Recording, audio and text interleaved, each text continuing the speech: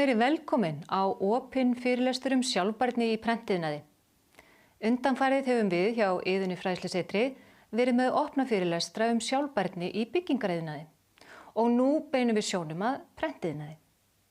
Gestur okkar í dag Kasper Larsen, forstjóri KLS Pure. Hann hefur frá mörgu áhugaverðu að segja og ætlar að deila reynslu sinni og segja frá umhverfisstefnu fyrirtækisins. Vegna aðstæðna þá tölum við hann í gegnum Teams, enda hann í Danmörku. Kasper, welcome. How are you doing? Thank you, Christiana. I'm doing well. We are doing well here in Denmark. And how are you? We are cold. There's an eruption, and there's still COVID, but we're fine. It's good to hear. Same there, except for the eruption. Volcanoes not erupting in Denmark, I guess. Yeah, no. Well, I asked you to give us a little bit of a presentation about your journey in KLS Pure Print, which I think we can learn from. Please, can you start your presentation, Kasper? Yes, of course. I'll just find it here.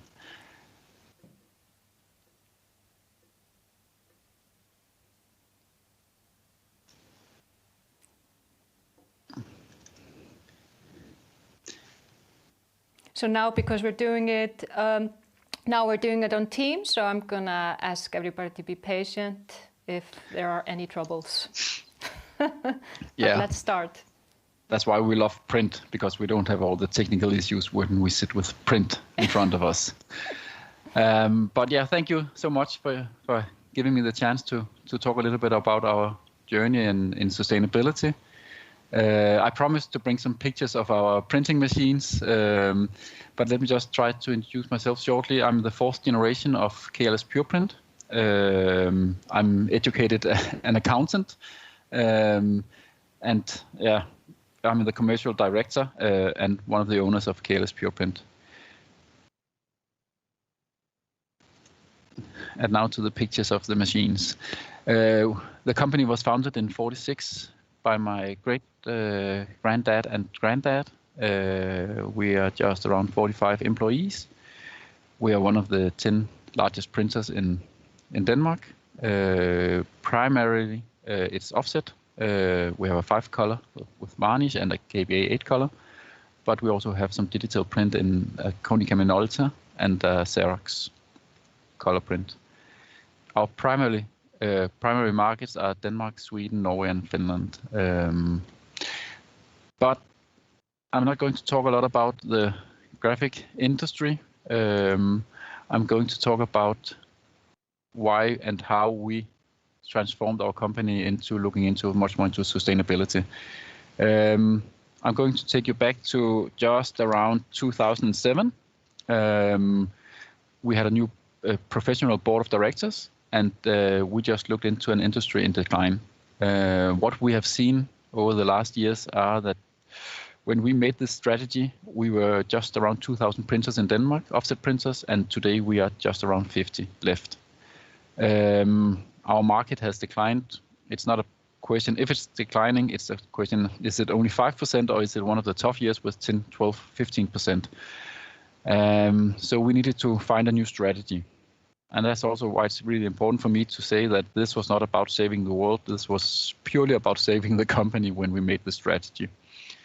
So we wanted to, very humble, switch our focus from being a production company to being the most sustainable print house in the world.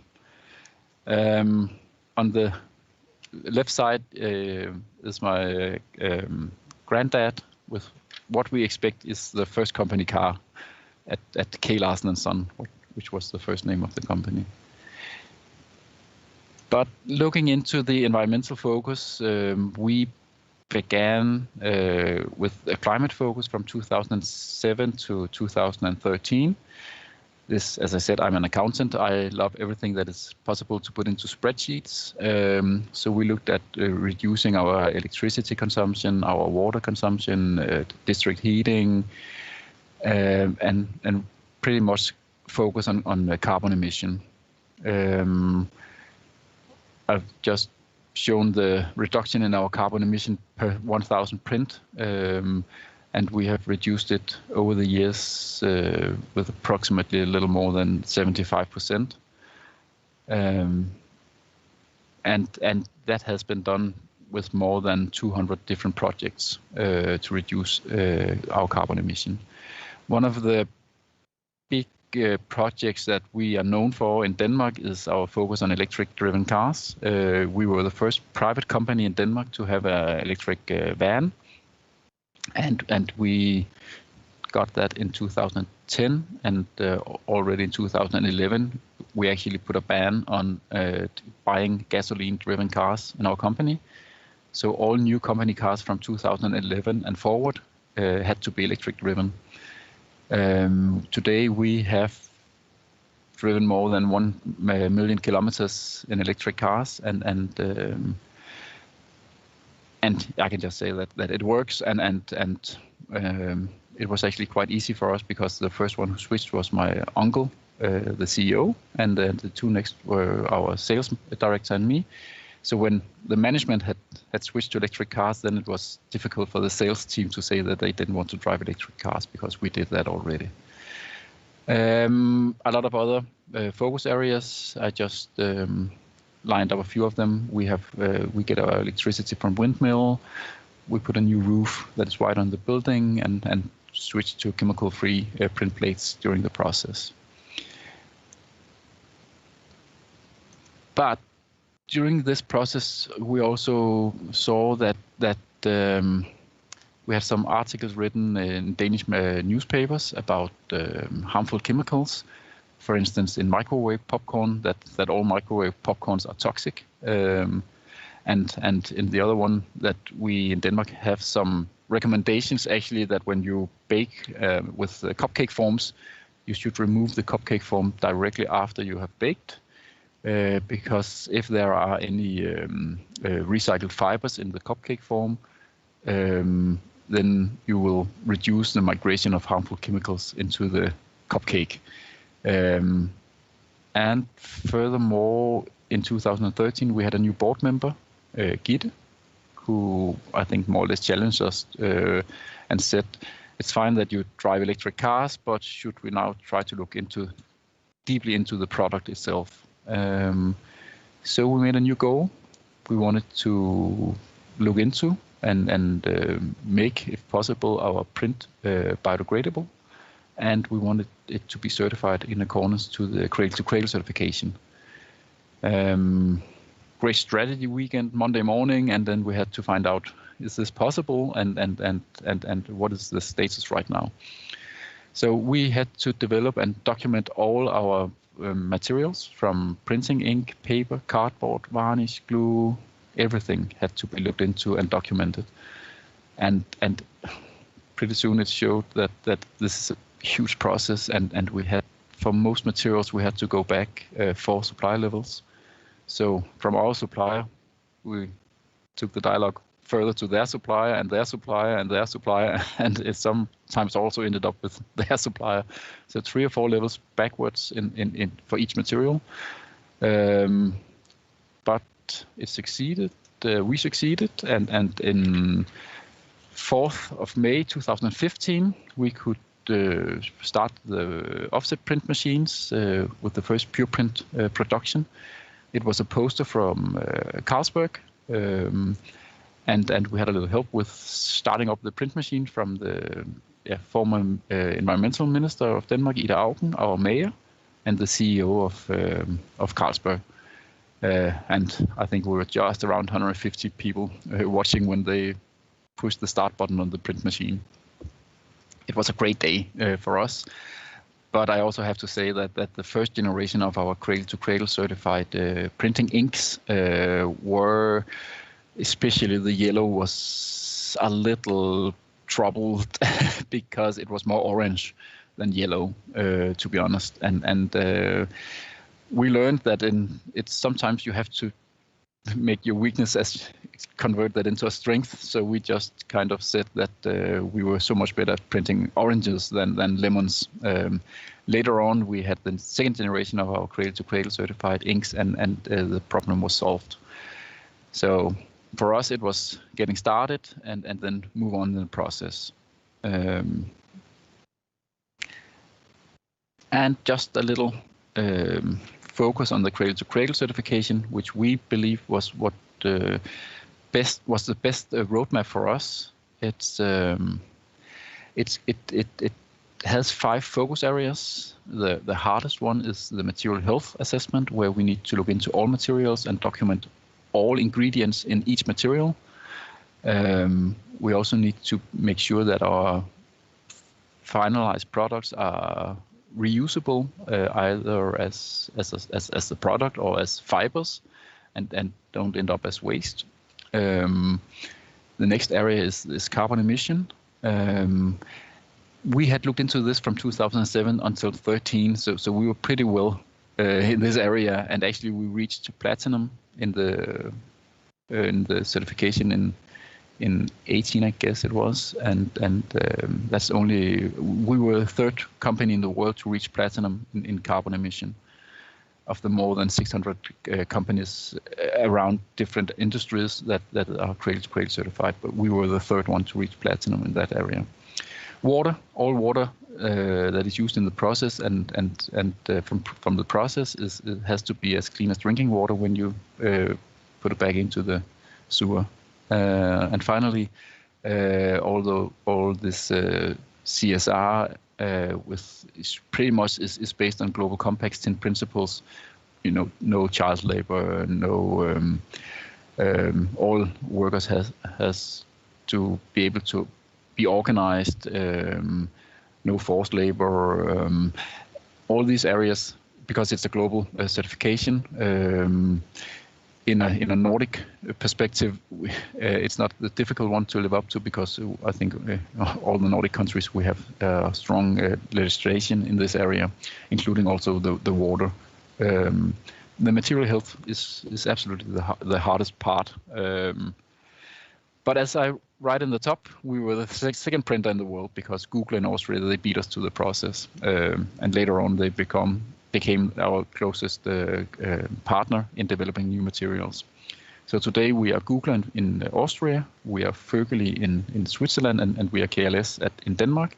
And the 3 printers, we are independent, and we work together developing new materials, and then we share the cost. It's a really strong way of working together. And we have made it open for other printers to actually join our Pure Print community.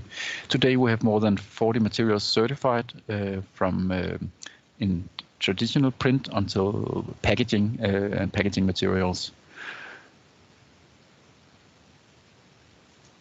In 2015, we also saw the Sustainable Development Goals arrive, and it's a great concept of addressing all the 17 different areas that we need to focus on, because it's not just climate, it's not just circular economy. It's also it's a lot of different areas, and that's a beautiful way of showing that with all the 17 goals. For us, it pretty fast became obvious that we cannot, as a small company, focus and use a lot of effort on all 17 goals. So for us, we focused on the 3 goals that we can share with our entire value chain. And this is from our supplier or our supplier until our customers, or our customers, the consumer actually in the end. We focus on target 3.9, which is about health, which is the target says that by 2030 we need substantially to reduce the number of death and illness from hazardous chemicals. And by looking into all these different materials and removing harmful chemicals, if we found any, then we tap into this target as a cradle-to-cradle certified company. The next 2 targets are about Sustainable Development Goals number 12, responsible consumption and production. And we need to actually more or less remove the whole idea of generating waste. And by 2030, we need substantially to reduce waste generation. And this is the very core of the Cradle to Cradle certification, that it says that waste equals food. So waste from one process should actually be a product in the next process, and nothing should end up as waste. And finally, and this again, I think this is absolutely not unique for KLS target 15.2, because this is about the FSC certification.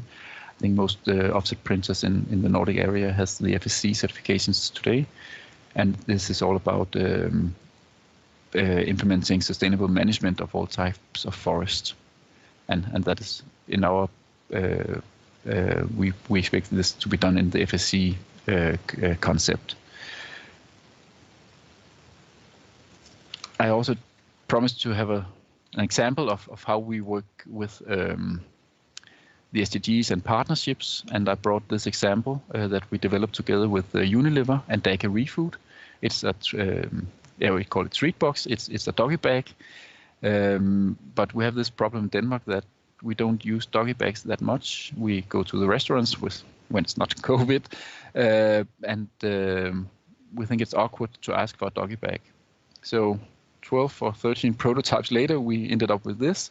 It is located in the restaurant, so you can stand up and get the treat box yourself, or you can get it from the waiter, bring it back to the table, put whatever you want to bring home from the plate in the box, bring it home, and then this box is there's no plastic in it. It's food approved for direct food contact. It's biodegradable, and actually it lives up to the possibility to put this into the green bin together with vegetable waste to to go into the biogas cycle, and actually the leftover can be used as fertilizer in the fields. Today, the legislation is not ready yet in Denmark for consumer to put this into the green bin, but our product lives up to it. We did a huge project in the EU, in the composting standard and the Danish slambekendtgørelsen. So we are ready when the legislation is ready. And a little bit about our experiences so far, working in this area for 14 years. It will always be easier to do business as usual. No question about that. It is tough. It is a lot of work, and often also it's in different directions, and we have to take 2 steps back and then try in another direction. So it will always be easier to do what we're used to do, but we will also end up where we used to be.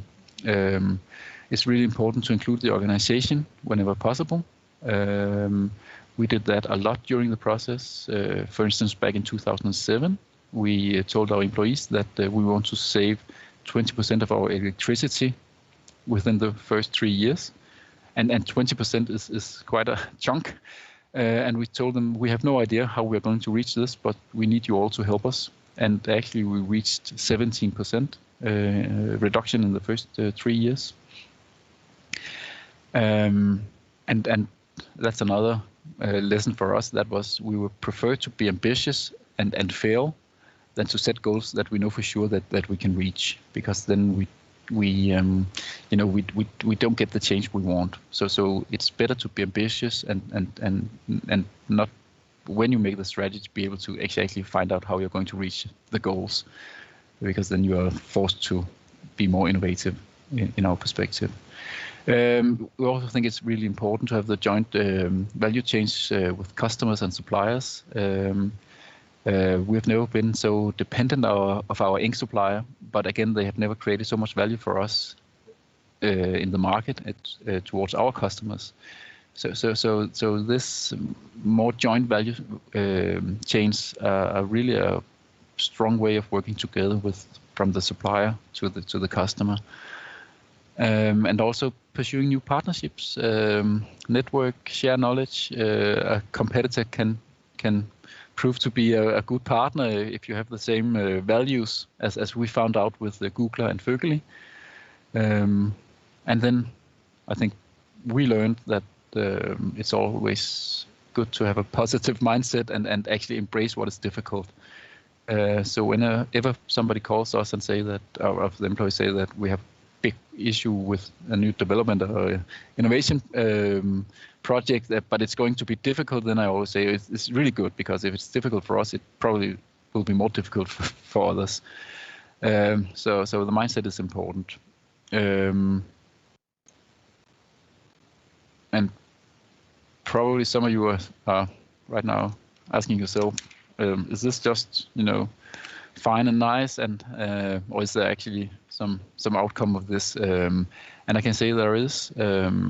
During the process, we had the Cradle to Cradle certification in 2015.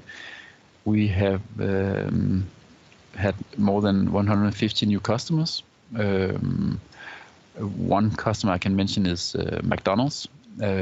We print all the tray liners. You have the plastic tray, and then you have the tray liner, and then you have the menu on top. And all those tray liners we print for McDonald's in Norway, Sweden, Finland, and Denmark. And as I remember, McDonald's are not present at Iceland, but we print for the other four Nordic countries. And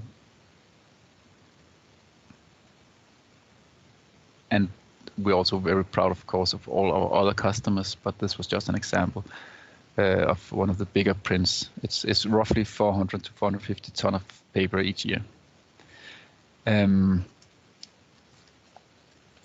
I began the presentation by saying that we are a market or a business or an industry in decline, and the red line is the development of our traditional print.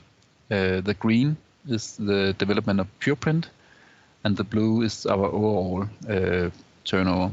As you can see, we also had a reduction in 2020 due to COVID-19. But again, I think we came through last year better than the industry in average, actually, also due to the sustainability focus. Further, as a small company, we have had quite a substantial PR. For instance, in August 19, when the Danish government wanted to put a ban on harmful chemicals in food contact packaging, they asked us if we would be the inspiration story in the news, and of course we couldn't say no to that. And again in TV2 News in November 2020, wanted to use an example of a company where an ambitious climate strategy is shown to be good business. And we have, during the last 5 years, been in the news, in the national TV 6 times, actually. So a lot of PR for a small company. But overall, for KLS, sustainability is not something that we just do whenever we feel like or has time for it. For us, it's the very core of our business. It's the very core of our strategy, and yeah, for us, basically, it's survival. If we're not in front, then we probably wouldn't be here today. So we need to. Our vision is to keep all the time to stay in front of this sustainability agenda. This was pretty much my presentation. I think I will just stop the presentation here. Let's see. I hope that. Thank you, Kasper. I thought it was such an inspiration about the doggy bag, which is not a doggy bag, of course, much fancier than that, and to just to state clearly to the customer what he's doing. I saw it said, help us defeat food waste. I saw the messaging on the packaging. It spoke very clearly to the customer. Is it important to always have this message about what your company is, what it is that you're doing for the greater good? So you do that a lot, don't you? Yeah, we do that a lot because for us, it's what we are known for. Sometimes we also have to remember ourselves that we actually are a print company, so we also have to talk about the print and the packaging. But we like to start another place, and we like to start with sustainability. We like to start with talking about how we create value for our customers towards the consumers or their customers, more than just to talk about the product. So we talk a lot about values, and our core value is sustainability, and a lot about the Sustainable Development Goals in general. And you can also see them here behind me. So you have them visible.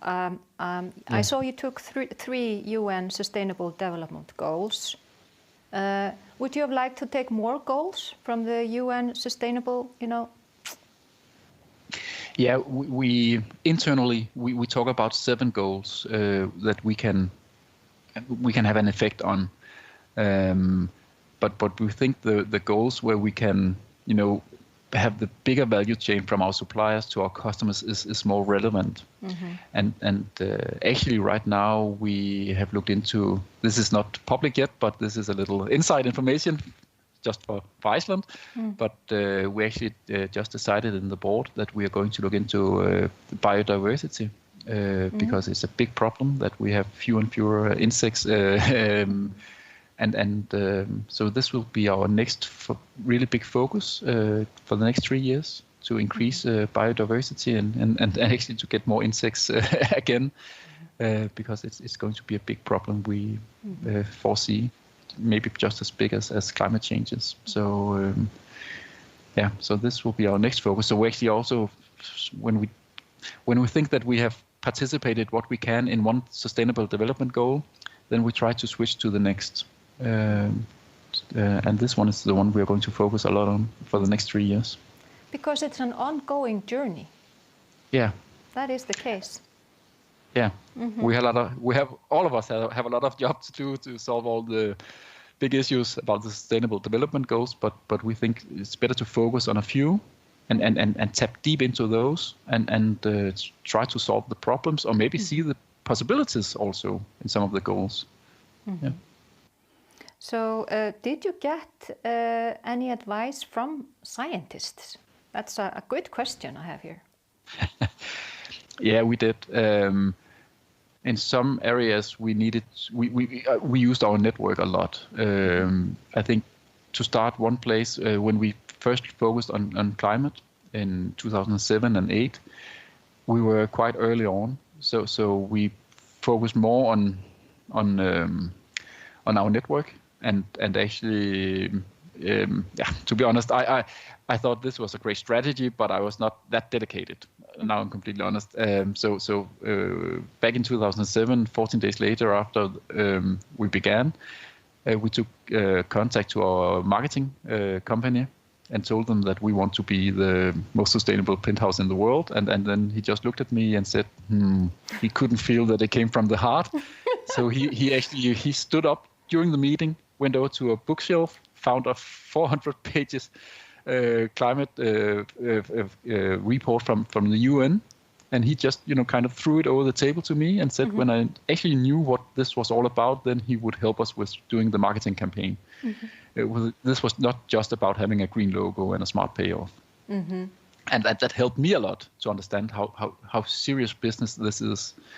Later on, in 13 and 14, we actually had a lot of help from scientists because I'm not a chemist and didn't know where to begin when we should look into the materials to find out biodegradability and what chemicals are allowed and what are not, and how do you find out. So we were lucky to get into a green fund to actually get some funding for this, because it showed up to be extremely expensive to look into the materials, and that's also why we like to be 3 printers, because it's nice to have someone to share the cost with, both when we succeed, but we have looked into materials where we couldn't solve them.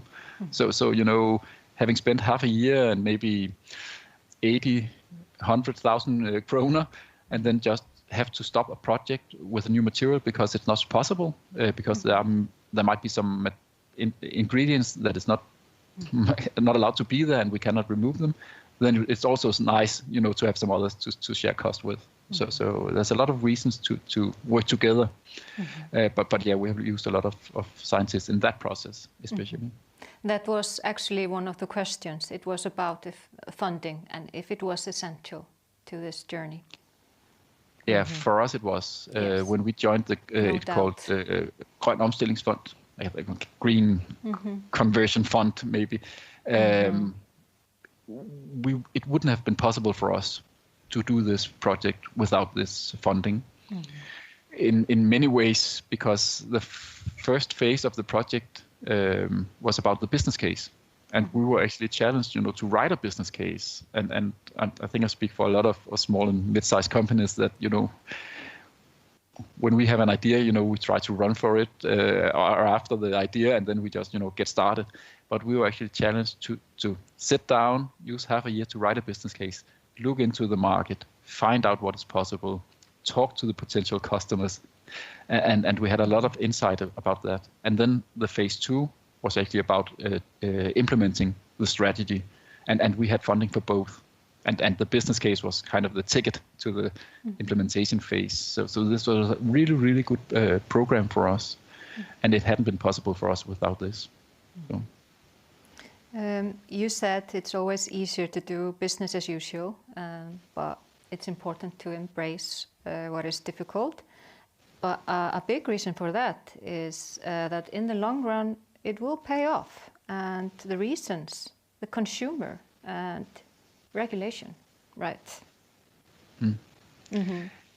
Yeah, it's right. And I also think, which all of you also know. Because of our conscience, of course. Yeah, but we are in a really challenged industry. It's tough business being in the graphic industry. But I think we have shown that it's possible with, to be honest, very limited resources and of course being lucky getting some funding and then kind of, getting through the process all the time. But I heard a quite, I think, cute nickname for us in the Danish industry. They called us the bumblebee of the Danish industry, because that we are, we're not supposed to be flying and doing this big turnover in the strategy and the circular economy and all this. But somehow we managed, and I use it as an example that it is possible in a challenged industry. So of course it's also possible in a lot of other industries as well to focus on sustainability. And it's good business. It's good business. And that's where we'll end it, Kasper. Thank you for joining with us and sharing your experience. You're welcome. Thank you so much for listening to me. Þá kveðjum við í dag og þakka ykkur kærlega fyrir að vera með okkur.